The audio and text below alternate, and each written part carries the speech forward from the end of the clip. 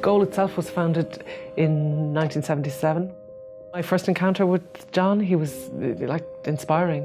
There's no other word for it. I think when you meet people that are like that, they're visionary, they're leaders, and they inspire others to follow them.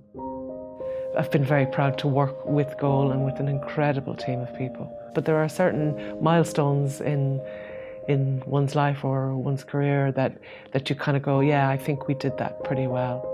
The work happening in Rwanda and Zaire, as it was at the time, was a monumental scale. Goal were very quick to respond. I think it was, at that time, the largest response in our history. It was something I think the whole world stopped and took notice of. When 1 million people crossed the border in a day, it's impossible to comprehend what that looks like. Practical things, simple things like water and sanitation became a huge problem, and very, very quickly a cholera epidemic broke out.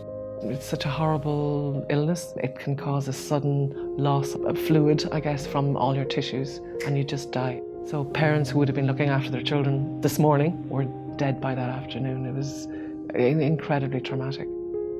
No one knew how to handle death on that scale, and I think it was one of the bravest things we had done up until that point.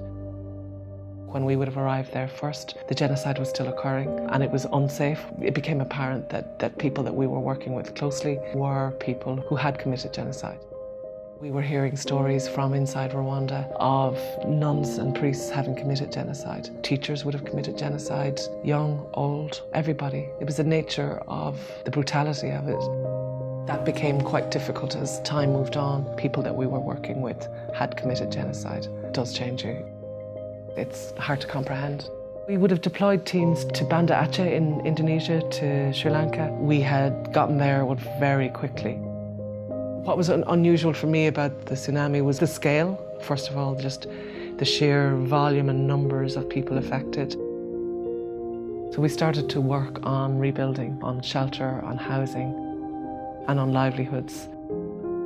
Did an awful lot of work in the beginning on what we call cash for work. So giving small amounts of cash to people to do things like clear rubble, build roads. I guess it's because it's so catastrophic and on such a scale, and the devastation and the damage that was done and the footage of that, I think that'll live long in people's memories. I didn't really understand the scale of what was happening in Ireland, the generosity. Everybody seemed to stop and down tools, and from school children to grandmothers, you know, take up collections and give as generously as possible. We had 22 million from the Irish public. That had never happened in our history before. Very quickly we had to decide what was the best way to spend this money. There was 64 schools in the end. Some of them that were rehabilitated and some of them that were built from scratch. That was, I mean, a hell of an achievement. But it was a huge, I guess, tribute really to the money that was given, you know, through Goal by the Irish people to Sri Lanka. It was extraordinary. The Ebola response would have to be another clear milestone. There had never been an Ebola epidemic like this. It broke all records and changed how we view Ebola, I think. No one had ever seen it on this scale. The potential damage we could have done if we had messed this up would have been incredibly serious. There was an awful lot of people willing and yet held back because they were afraid for their own safety. There was just a poor understanding that by touching someone who's recently died from Ebola, you're most infective at that point when it's trying to jump from a dead body into yours. Everybody was terrified. For Goal, we debated it a lot at length. Was it the right thing to do? Were we being respectful of our staff? Were we putting people's lives at risk?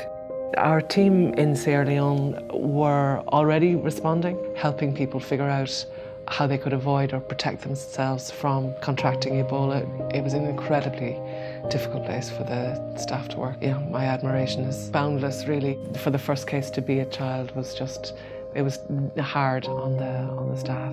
The child didn't make it.